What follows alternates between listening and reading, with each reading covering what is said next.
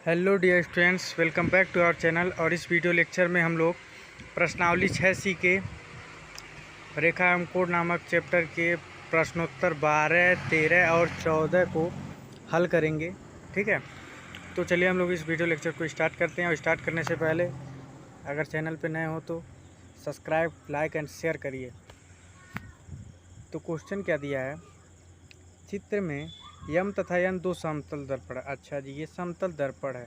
और मैं आपको एक चीज़ बताना चाहता हूँ इसमें कि एक कॉन्सेप्ट याद कर लीजिएगा। इस चैप्टर में बस दो सवाल ऐसा है कि आपतन कोण का मान सदैव परावर्तन कोण के बराबर होता है। जैसे ये इतना एंगल पे आ रहा है, ठीक है, तो ये इसके बराबर होगा। ठीक है, बस इतना याद रखना है।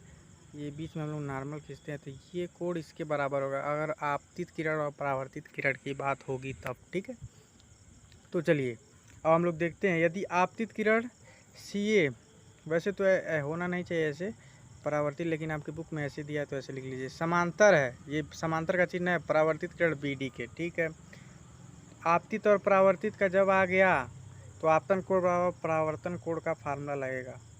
तो दर्शाना है कि यम समांतर यन, यानी ये दोनों रेखाएं समांतर होंगी। ये दे दिया है कि ये समांतर है इसके, ठीक, तो आपको दर्शाना है ये समांतर होगा इसके। तो कुछ नहीं करना है, बस आपको ये दिखा देना है। इसमें हम लोग को दिखाना क्या है कि हम लोग कोण मान रखा है। तो देखिए कोण 7 बराबर अगर हम कोण 5 दिखा दें, अगर देखिए कोण 7 बराबर अगर हम लोग कोण 5 दिखा दें, ठीक है,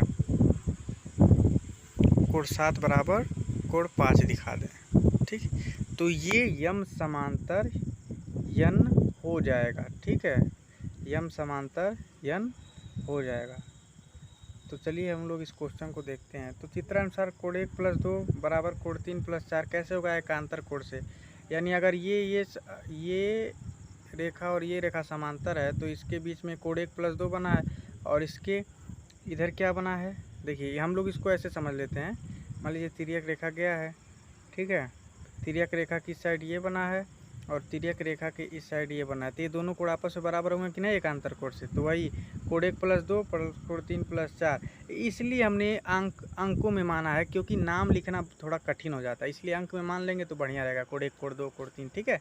तो अब देखिए, तथा कोण 1 + कोण 2 + कोण 6 बराबर कोण 8 + कोण 3 + कोण 4। अब देखिए इसको समझा जाता है। कोण 1 + कोण 2, ये कोण, अच्छा जी, ये कोण किसके बराबर होगा? ध्यान से आप बताइए किसके ये बराबर हो सकता है? इस कोण के बराबर होगा, इस कोण के बराबर होगा। कैसे होगा?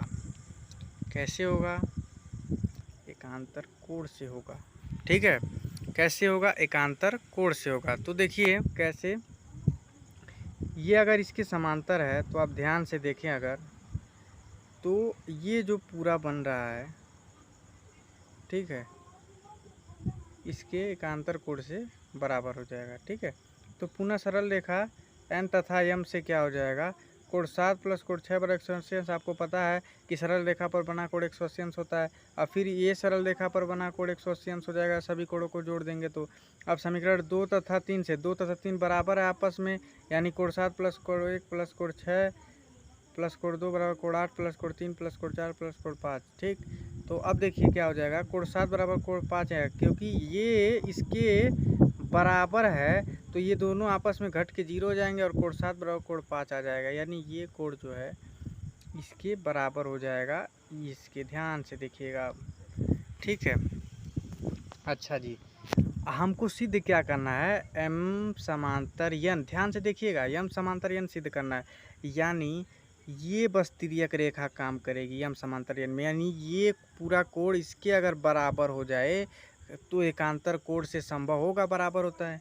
तो समीकरण 1 में दोनों पक्षों में 7 जोड़ने पर, कोण 7 जोड़ने पर, समीकरण 1 देखिए यहाँ पर है, दोनों पक्षों में कोण 7 जोड़िए तो देखिए क्या मिल रहा है। तो दोनों पक्षों में अगर आप कोण 7 को जोड़ेंगे तो आपको यहाँ से लग जाएगा कि कोण 7 + कोण 1 + कोण 2 बराबर कोण 3 + कोण 4 + कोण 7। ठीक है, तो अब आप यहाँ से निकालें, कोण 7 बराबर कोण 5 निकाल लिए हैं, तो यहाँ पर रख दीजिए, ये दोनों कट जाएगा, क्योंकि समीकरण 1 में यही लिखा है कि कोण 1 + कोण 2 बराबर होगा किसके?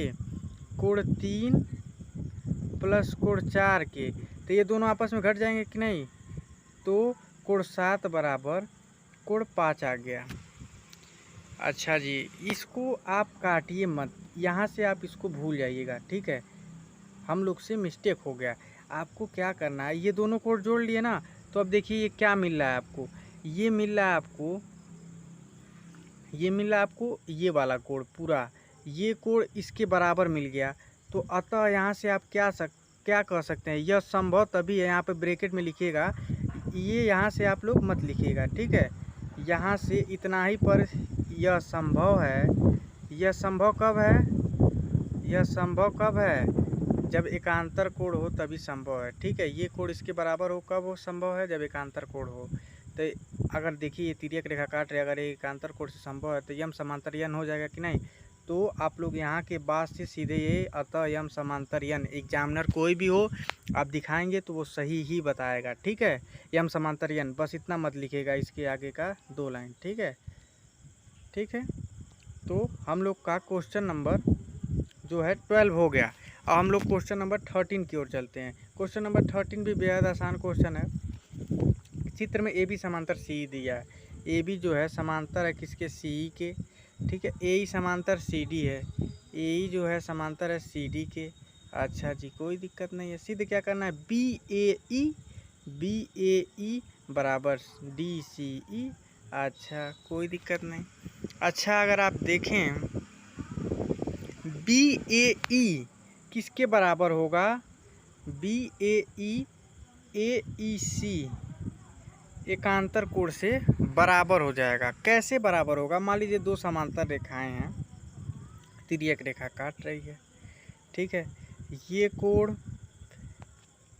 कोण जो है इसके बराबर हो गया, तो किससे होगा, आप लोग इसको कट करके संगत कोण लिख लेंगे, ठीक है। संगत कोण से ये बराबर हो जाएंगे, ठीक है। ये संगत कोण से आपके बराबर हो जाएंगे। ये कोण इसके बराबर है, ये भी नीचे और एक ही तरफ से, तो संगत कोण से होगा, ना कि एकांतर कोण से, ठीक है। अब देखिए फिर किस में चलेंगे, जब ए ही समांतर सी डी है, यानी जब ये समांतर है, तो आप पुनः देख सकते हैं ये तिर्यक रेखा का काम कर रही है कि नहीं। तो ये कोण जो होगा इसके बराबर होगा। कैसे होगा, ये भी कहाँ से होगा, संगत कोण से होगा। ये भी कहाँ से होगा, संगत कोण से। हम लोग का दोनों जगह मिस्टेक हो गया, दोनों जगह एकांतर काट के आप लोग संगत लिख लीजिएगा, बाकी सब सही है। समीकरण 1 बराबर 2 से आप देखेंगे दोनों में ए ई सी कॉमन है, बराबर है, तो ये बी ए ई बराबर डी सी ई होगा कि नहीं, यही हमको सिद्ध करना था कि नहीं। सिद्ध हो गया, सिद्ध हो गया, ठीक है। बस आप यहीं पर संगत कोण कर लेंगे, ठीक है। देखिए जब भी समांतर कहे तो उसको अलग से चित्र बनाइए। यहाँ तो मैं ऐसे बता दे रहा हूँ क्योंकि मेरे पास क्या है, मिटाना है, मैं मिटा बता दे रहा हूँ, हाँ। इसीलिए आपके पास तो नहीं होगा, एक बार कलम गोजेंगे तो ख़त्म, हाँ। तो इसीलिए आप इसको अलग चित्र बना के समझ सकते हैं कि ये कोण इसके बराबर कैसे होगा, संगत कोण से होगा। जो कि हमने एकांतर लिख दिया तो ये गलत हो जाएगा, संगत कोण लिख लीजिएगा, ठीक है। अब हम लोग नेक्स्ट क्वेश्चन की तरफ चलते हैं, जो कि हमारे इस वीडियो लेक्चर का लास्ट क्वेश्चन होगा, क्वेश्चन नंबर 14। तो क्वेश्चन नंबर 14 देखिए क्या कहा है कि ए बी समांतर सी एफ दिया है, सिद्ध करना है कि ए बी समांतर सी एफ होगा, और चित्र में ही सब कुछ दिया है। सी पी ई बराबर 48 अंश दिया है, सी ई पी बराबर 42 अंश दिया है, और आपको पता है कि ये त्रिभुज बन रहा है, तो त्रिभुज के तीनों कोणों का योग 180 अंश होता है, और यहाँ से आप फार्मूला लगाएंगे तो इस कोण का मान जो है 90 अंश आ जाएगा। और ये लगाएंगे जब, देखिए 90 अंश कैसे बन रहा है, एक लाइन इधर जा रही है, एक लाइन इधर, तो इसके सामने वाला कोण इसके बराबर होगा। कैसे होगा बताइए, कमेंट करके बताइए कैसे होगा। चलिए पुश करके कमेंट करके बता के फिर देखिएगा आगे का वीडियो। तो कैसे होगा, शीर्षाभिमुख कोण से होगा, होगा कि नहीं। ये इसके सामने बन रहा है कि नहीं। जब 2 रेखाएं आपस में कटती हैं तो 2 विपरीत किरण बनती हैं, तो वहाँ से शीर्षाभिमुख कोण, यानी ये 90 अंश आ गया जी। अच्छा, अब तो बेहद ही आसान हो गया। ये तो क्वेश्चन नंबर आपका जिसमें सिद्ध करना था, हमको लगता है 9th या 10th क्वेश्चन ऐसा है। तो अगर ये 90 अंश आ गया ये वाला, तो ये 90 अंश आ गया मान लीजिए, ठीक है। चूँकि ए बी लंब है एफ सी पे, ठीक है, ए बी लंब है एफ सी पे, ये FC पे लंब है, तो यहाँ से आपके हर जगह दूरी बराबर होगी कि नहीं होगी, ये बताइए। दूरी बराबर होगी कि नहीं होगी? होगी ना। तो जब दूरी बराबर होगी तो आपको पता है अगर दो बराबर हैं उनके बीच में रेखाएं अगर हर जगह बराबर होती हैं, उनके बीच की दूरी, दो रेखाओं के बीच की दूरी अगर सदैव बराबर है, दो रेखा है ये, अगर इनके बीच की दूरी सदैव मान लीजिए 5 सेंटीमीटर है और हर जगह 5 सेंटीमीटर है, तो इसका मतलब ये है कि वो दोनों रेखाएं आपस में समांतर होंगी, एकदम पक्का होगी। ठीक है, तो अतः यहाँ से आप क्या लिख सकते हैं, AB समांतर CF, और घबराने की ज़रूरत नहीं है, एकदम ये सटीक आंसर है पूरा, कोई कट नहीं कर सकता, जो कट कर दे वो महामूर्ख है। ठीक है, तो इस वीडियो लेक्चर में बस इतना है स्टूडेंट्स। हम लोग क्वेश्चन नंबर 14 तक पहुंच गए और आगे के वीडियो लेक्चर में हम लोग इसके आगे के क्वेश्चन को सॉल्व करेंगे। Thanks for watching students, like share and subscribe to our channel.